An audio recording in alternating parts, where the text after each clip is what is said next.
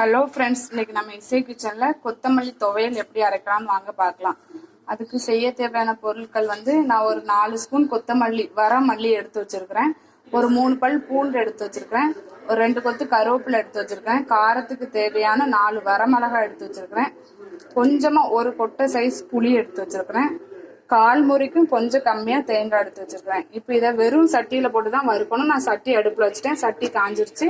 இப்போ இதை போட்டு வறுத்து எடுத்துக்கலாம். ஃபர்ஸ்ட் வரமிளகாய் போடுறேன். அப்புறம் கருவேப்பிலை,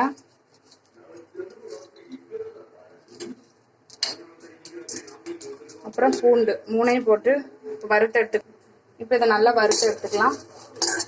வெறும் சட்டியில தான் போட்டு வறுக்கணும்.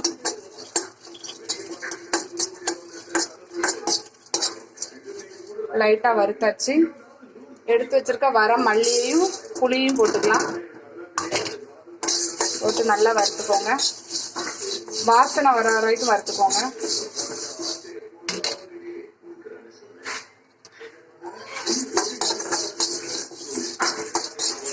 இந்த சட்னி ரொம்ப டேஸ்டா இருக்கும். வெறும் சாதத்துல வச்சு சாப்பிடலாம், அவ்வளோ டேஸ்டா இருக்கும். அப்புறம் கஞ்சி குடிக்கும் போது வச்சு சாப்பிடலாம்.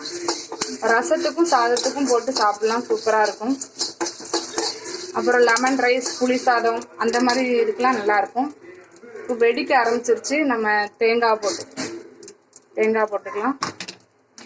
தேங்காய் போட்டு லைட்டாக வறுத்துக்கலாம். தேங்காவும் அந்த வாசனை வர வரைக்கும் வறுத்துக்கலாம். நல்லா கொத்தமல்லி ஸ்மெல்லு வருது. இது உடம்புக்கு ரொம்ப நல்லது. இந்த மாதிரி நம்ம எண்ணெயே விடாம தான் வறுக்கிறோம்.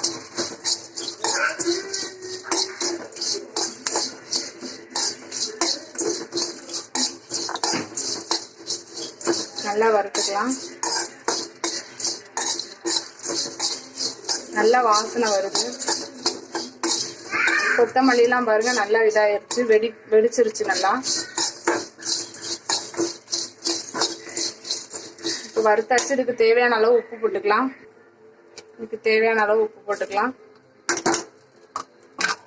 நல்லா வறுத்துக்கலாம். அடுப்பு சிம்மில் தான் வச்சு வறுக்கிறேன். ரொம்ப ஹையா வச்சு வறுக்கிறாங்க, கருகி போயிடும்.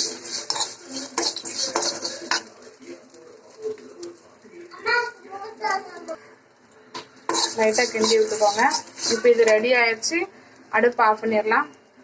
லைட்டாக ஆறட்டும். அதுக்கப்புறம் நம்ம இதை துவையல் மாதிரி அரைச்சி எடுத்துக்கலாம். இப்போ மிக்சி ஜாரில் மாற்றியாச்சு. இதை இப்போ அரைச்சி எடுத்துட்டு வந்துடலாம். இதுக்கு கொஞ்சமாக தண்ணி ஊற்றி அரைச்சிக்கோங்க. அப்போ தான் துவையல் பதத்துக்கு வரும். நம்ம இப்போ அரைச்சி எடுத்துட்டு வந்து காமிக்கிறேன். இப்போ அரைச்சி எடுத்துட்டு வந்துட்டேன். எனக்கு ஒரு 1/2 டம்ளர் தண்ணி தேவைப்பட்டது.